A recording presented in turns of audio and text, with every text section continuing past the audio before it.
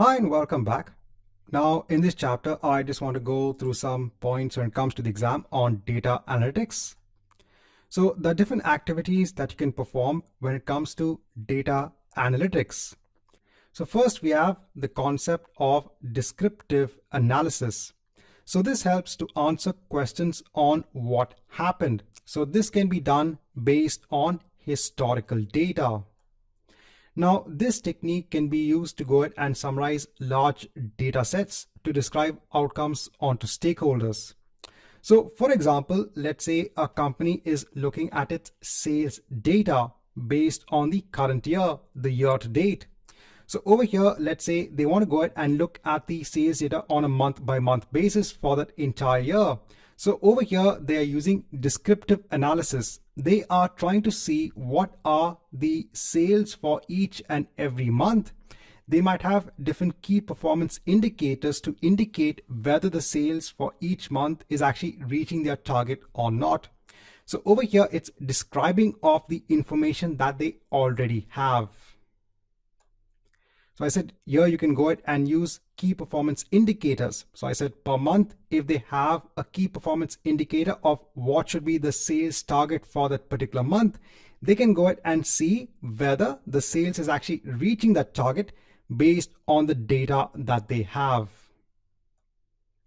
So this can be used to track the success or the failure of these key objectives. Now, next you have diagnostics analysis.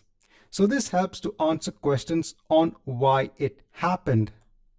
So over here, you try to identify anomalies in the data. So now when we look at that same example of sales data, so let's say that for a particular month, the sales is not reaching its target. Then it's time for the company to try and understand why is the sales not reaching the target. So they might have to go and drill down further into the data that they have. When it comes to descriptive analysis, so they might have an overview on the data that they currently have. They might need to go ahead and drill down into further data sets that they might have that could help them answer on to why the sales was not reaching the target for that particular month. It could be that they were not doing the right sort of promotions for their products during that month, or there could be various other reasons. They have to try and understand and perform the analysis on why it was not reaching the KPI for that particular month.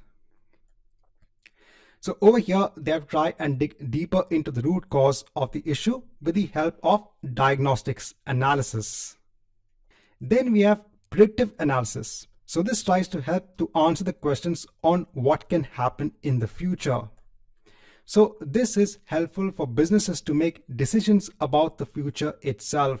So let's say that again, when it comes to the sales data, so let's say the company has sales data for the first 3 quarters of the year.